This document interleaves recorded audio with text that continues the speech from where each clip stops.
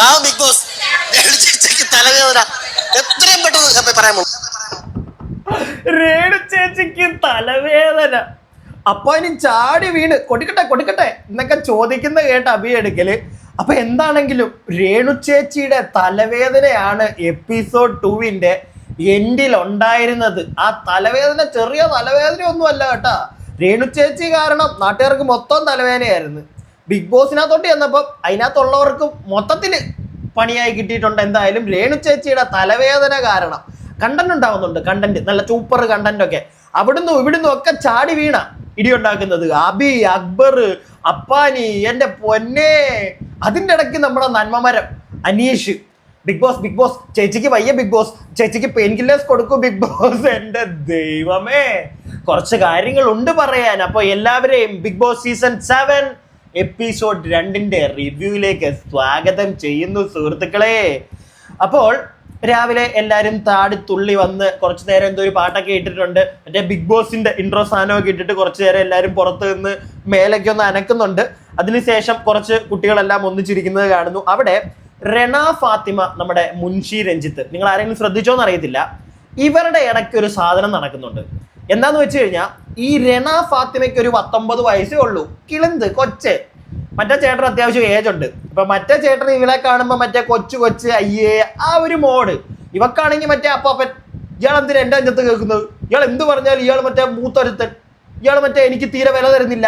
ആ ഒരു സാധനം റെനയുടെ ഉള്ളിലും ഉണ്ട്. സോ ഇവരുടെ ഇടയ്ക്ക് ഇങ്ങനെ ഒരു സാധനം നടക്കുന്നുണ്ട്. അത് നമുക്കിന്ന് വ്യക്തമായിട്ട് എപ്പിസോഡിൽ കാണാൻ സാധിച്ചു. അതിനുശേഷം ക്യാപ്റ്റൻസി ടാസ്ക് വ്യക്തമായിട്ട് ഞാൻ ലൈവ് ചെയ്ത സമയത്ത് ലൈവിന്റെ വീഡിയോസ് ചെയ്തപ്പോൾ പറഞ്ഞതാണ് ക്യാപ്റ്റൻസി ടാസ്കിനെ പറ്റി. എന്നാലും ചെറുതായിട്ടൊന്ന് പറയാം. മറ്റേ ഫോം വെച്ച് മറ്റേ മോത്ത് വെച്ചിട്ട് കണ്ടുപിടിക്കുന്നത്. ലാസ്റ്റ് എല്ലാവർക്കും നല്ല പണി കിട്ടി. കാരണം ഏറ്റവും കൂടുതൽ ഫോം കിട്ടിയ നമ്മുടെ കോമണർ അനീഷ് ചേട്ടനാണ് ക്യാപ്റ്റനായിട്ട് മാറിയിരിക്കുന്നത്. അനീഷിനെ ക്യാപ്റ്റനായിട്ടൊക്കെ എടുത്തതിന് ശേഷം പിന്നെ കാണിക്കുന്നത് എപ്പിസോഡിൽ നമ്മുടെ അനുമോള്, സരിക, അപ്പാനി, ഇവർ 3 പേരും കൂടെ നിന്നിട്ട് ഇവൻ ക്യാപ്റ്റൻ ആയതിനെ പറ്റി ചെറിയൊരു ഡിസ്കഷൻ ഉണ്ട്. അതിൻ്റെ ഇടയ്ക്ക് നമ്മുടെ രേണു അവിടെ വന്നു പോകുന്നുണ്ട്. ഡിസ്കഷൻ ഇൻ ദ സെൻസ് അവർക്ക് മനസ്സിലായി, അതായത് ഇവൻ മറ്റേ ഒറ്റയാൾ പോലെ നിന്നിട്ട് മറ്റേ ആൾക്കാരുടെ ഒരു സഹതാപം പറ്റാൻ വേണ്ടി നിൽക്കുകയാണ്. ഇവൻ അങ്ങനെ ഒറ്റയ്ക്ക് നിന്നത് കൊണ്ടും എല്ലാവരും അവൻ വേണ്ട, അവൻ ക്യാപ്റ്റന് തീരെ യോജിച്ചവനല്ല എന്നും പറഞ്ഞ് അവനെ അകറ്റിയപ്പോഴത്തേക്ക് അവൻ ക്യാപ്റ്റനായി മാറി. ഇത് അവൻ്റെ ബുദ്ധിയാണോ അതോ അങ്ങനെ ഒരു ചിന്ത ഇവരവിടെ ചിന്തിക്കുന്നുണ്ട്. വളരെ നല്ല കാര്യം. അങ്ങനെ അവനെ ഒറ്റയ്ക്കാക്കി കഴിഞ്ഞു കഴിഞ്ഞാൽ മറ്റേ പാസമൊക്കെ ഇവൻ ഉണ്ടാക്കിയെടുക്കും കേട്ടോ. ഒറ്റയാൾ പാസം ആ ഒരു സാധനമൊക്കെ ഇവൻ വർക്കൗട്ട് ചെയ്തെടുക്കും. അതിനവൻ ശ്രമിക്കുന്നുമുണ്ട് നല്ല രീതിയിൽ.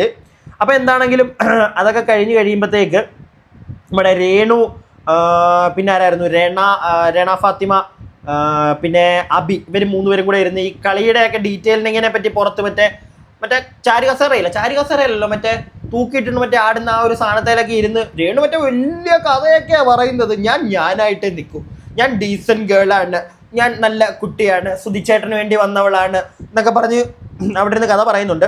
പിന്നെ ബിഗ് ബോസ് പണിപ്പുര എന്ന് പറയുന്ന ആ ഒരു റൂമിൻ്റെ ഡീറ്റെയിലിംഗ് നടത്തുന്നുണ്ട്. അതിനുശേഷം നമ്മുടെ അനീഷ് വന്നിട്ട് അകത്ത് പോയി ആ ഒരു പേപ്പർ എടുത്തുകൊണ്ട് വന്നിട്ട് അതിനകത്ത് ഡീറ്റെയിലിംഗ് ചെയ്യുന്നുണ്ട്. 14 കാര്യങ്ങൾ പറയുന്നുണ്ട് എന്തൊക്കെയാണ് ചെയ്യേണ്ടത്, പണിപ്പുരയിൽ നിന്ന് സാധനങ്ങൾ എടുക്കേണ്ടത്. പിന്നെ അവിടെ വരുന്ന ഡീറ്റെയിലിംഗ് ലൈക്ക് ഇപ്പം ഈ പിങ്ക് കളർ ബാഗിലായിരിക്കും ഇവരുടെ ഭക്ഷണം, അങ്ങനെയുള്ള കുറച്ച് കാര്യങ്ങളൊക്കെ അവിടെ ഡീറ്റെയിൽ നടക്കുന്നുണ്ട്.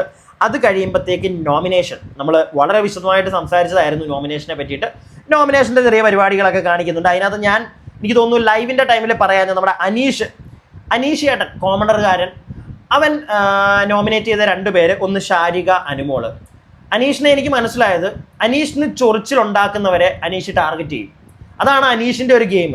ലൈക്ക് നോമിനേറ്റ് ചെയ്യുക, അവരെ അങ്ങനത്തെ പരിപാടികളിലൊക്കെ അവരുടെ പേരാണ് അനീഷ് കൊണ്ടിടുന്നത്. ഈ അനുമോളുമായിട്ട് കയറി ചെന്നപ്പോഴേ ഫസ്റ്റ് കോമണർ ചെന്നു, പിന്നെ ചെല്ലുന്ന അനുമോളാണ്. അവിടെ ഇവർ തമ്മിലുള്ള ഒരു കോൺവെർസേഷൻ, ഒരു ചൊറിച്ചിൽ കോൺവെർസേഷൻ മറന്നില്ലല്ലോ. അപ്പം അതുകൊണ്ട് അനുമോള്, പിന്നെ ഷാരിക, പിന്നെ 2 പേരും കൂടെ ചെറിയ ഒരസലുണ്ടായിടേ ഷാരികയുടെ ഇന്റർവ്യൂ ആ ഒരു സാധനം പറഞ്ഞിട്ട്. അപ്പം എന്താണെങ്കിലും അത് പിന്നെ 8 വോട്ടോടുകൂടി ഏറ്റവും കൂടുതൽ ആളുകൾ നോമിനേറ്റ് ചെയ്തത് നമ്മുടെ അവളുടെ പേര് ഞാൻ മറന്നു, ശൈത്യ ആയിരുന്നു. ശൈത്യ എന്ന് പറയുമ്പോഴത്തേക്ക് കുറച്ച് ഒതുങ്ങിയ ഒരാളാണ്, വലിയ ആക്റ്റീവ് ഒന്നുമല്ല. ഇത് കേട്ടപ്പോൾ തന്നെ 8 വോട്ടുകൾ കൊണ്ട് തന്നെ താൻ പണി കിട്ടിയിരിക്കുകയാണെന്ന് അറിഞ്ഞപ്പോൾ തന്നെ അവളുടെ മുഖമൊക്കെ ഒരു പോക്കങ്ങ് പോയി, മുഖമൊക്കെ മാറി. അപ്പോൾ ഇതൊക്കെ അങ്ങോട്ട് കഴിയുമ്പോഴാണ് നമ്മുടെ തലവേദന പ്രശ്നം വരുന്നത്. അവിടെ ഇരുന്നുകൊണ്ട് തന്നെ ഇവരെല്ലാവരും ലിവിങ് സ്പേസിൽ ഇരിക്കുകയാണ്. അവിടെ ഇരുന്ന് തന്നെ രേണു അവിടെ ഇങ്ങനെ ചെറുതായിട്ട് കിടക്കുന്നുണ്ട്. അപ്പം നമ്മുടെ അനീഷ് പറയുന്നുണ്ട്, വയ്യ ചേച്ചി എന്നോട് പറഞ്ഞിട്ടുണ്ടായിരുന്നു, ചേച്ചിക്ക് വയ്യ തലവേദന. അപ്പം നമ്മുടെ ഷാനവാസ് തൊട്ടപ്പുറം ഇരുന്നിട്ട് പറയുന്നുണ്ട്, എടാ എനിക്കും വയ്യടാ എന്ന് പറഞ്ഞ് ആ കോൺവെർസേഷൻ അവിടെ തീർന്നേ. അതിനുശേഷം പിന്നെ കാണുന്നത് അബി, നമ്മുടെ ശൈത്യ എന്ന് പറയുന്ന പെണ്ണ് നടന്നു പോകുമ്പോൾ ശൈത്യയെ പിടിച്ച് നിർത്തി ശൈത്യയോട് ചോദിക്കുകയാണ്, ഇത്രയും നേരം ഇവളെന്താണ് തലവേദനയാണെന്നും പറഞ്ഞ് നടന്നു, രേണുവിനെയാണ് തലവേദന എന്നും പറഞ്ഞ് നടന്നു. ഇപ്പതേ ഒരു കുരു ഇല്ല അവൾക്ക്, അങ്ങോട്ടും ഇങ്ങോട്ടും നടക്കുന്നുണ്ട് അവള്. പുള്ളി പറഞ്ഞതിനകത്ത് തെറ്റൊന്നുമില്ല. കുറെ നേരമൊക്കെ തലവേദന എന്നൊക്കെ പറഞ്ഞിരുന്ന ടീം പിന്നെ തേരാപ്പാര നടക്കുന്നുണ്ട്. അപ്പം പുള്ളി പറഞ്ഞു, അപ്പൊ അവൾക്കൊരു കുരു ഇല്ലല്ലോടെ, എവിടെയാണ് അവളുടെ കുരുവൊക്കെ എന്നുള്ളൊരു മൂടി പുള്ളി പറയുന്നുണ്ട്. ഇത് ശൈത്യോട് പറയുന്ന സമയത്ത് നമ്മുടെ മുൻഷിച്ചേട്ടനും പിന്നെ നമ്മുടെ ശരത്ത് അപ്പാനിയും കൂടെ അങ്ങോട്ട് വരും. അപ്പൊ അപ്പാനിയോട് അബി ഇത് പറയും. അപ്പാനി ഇത് കേൾക്കേണ്ട താമസം. അപ്പാനി എവിടെ ഒന്ന് തിരികും, എങ്ങനെ എവിടെ ഒരു ഗെയിം കളിക്കുമെന്ന് നോക്കിയിരിക്കുകയാണ് നമ്മുടെ അപ്പാനി. അപ്പാനിക്ക് ഇത് കിട്ടിയ ഉടനെ അപ്പാനി മറ്റേ അബിയോട്, എടാ കൊടുക്കട്ടെ ഈ ഒരു സാധനം കൊടുക്കുന്നുണ്ട് നമ്മുടെ അബി എടുക്കല്. അത് കഴിയുമ്പോഴത്തേക്ക് വഴക്കം കൊണ്ട് തുടങ്ങും, പൊട്ടും. രേണുവിനോട് ഡയറക്റ്റ് ചോദിക്കും ഇവര്. ചോദിച്ച് അത് ഒച്ചയിലേക്ക് എത്തും. തലവേദനയായിട്ടിരിക്കുന്ന അവിടെ അനുമോളൊക്കെ രേണുവിനോട് ചോദിക്കുന്നുണ്ട്. രേണു ഭയങ്കരമായിട്ട് ഒച്ച വെക്കും. അപ്പൊ അനുമോൾ തന്നെ രേണുവിനോട് ചോദിക്കുന്നുണ്ട്, ചേച്ചിക്ക് എങ്ങനെ തലവേദന? ഒരു തലവേദന ഉള്ളവർ ഇങ്ങനെ കിടന്ന് കാറുവോ? വളരെ മാന്യമായിട്ടുള്ളൊരു ചോദ്യമോ ചോദിക്കുന്നു. ഇങ്ങനെ കിടന്ന് എനിക്കറിയത്തില്ല. തലവേദനയൊക്കെ വന്നു കഴിഞ്ഞാൽ നമ്മളെ കൊണ്ടൊന്നും എണീക്കാൻ പറ്റത്തില്ല, പൊളിയും, വാ തുറക്കാൻ പറ്റത്തില്ല അല്ലേ? ഇത് കിടന്നങ്ങ് കാറി മറിക്കുവോ തലവേദന എന്നും പറഞ്ഞു. എന്ത് തലവേദന?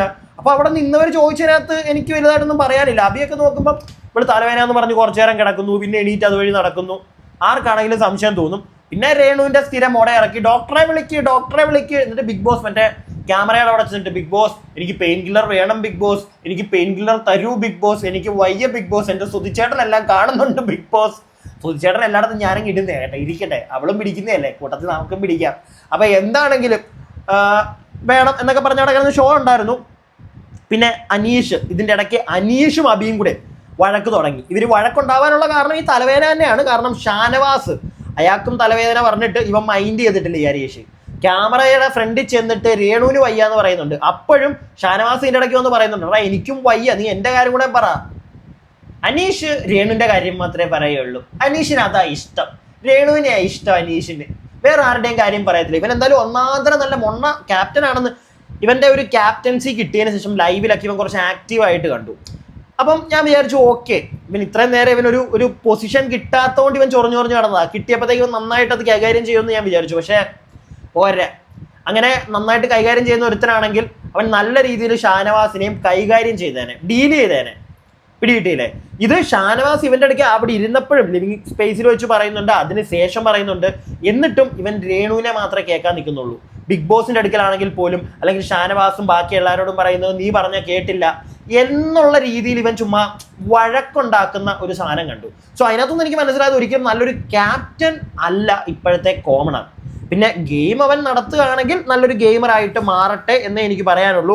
എന്തായാലും നമ്മുടെ രേണു ചേച്ചിയുടെ തലവേദന അതായിരുന്നു ഇന്നത്തെ എൻഡ് സ്ക്രീൻ. അവിടെ തീർക്കുകയായിരുന്നു എന്തായാലും ബിഗ് ബോസ്, കൂടുതലൊന്നും വേണ്ട. പിന്നെ രേണു ചേച്ചി തുടക്കത്തിലും രേണു ചേച്ചിയുടെ ചെറിയ സാധനങ്ങൾ കാണിച്ചു, എൻഡിലും രേണു ചേച്ചി ഫോക്കസ് ചെയ്ത് നിർത്തി. കാരണം സോഷ്യൽ മീഡിയക്ക് വേണ്ടത് രേണു ചേച്ചി ആണല്ലോ. പക്ഷെ പ്രത്യേകിച്ചൊന്നും ഇല്ലടേ, ഗെയിം ഒന്നും രേണുവിൻ്റെ ഒന്നും ഉണ്ടെന്ന് എനിക്ക് തോന്നുന്നില്ല.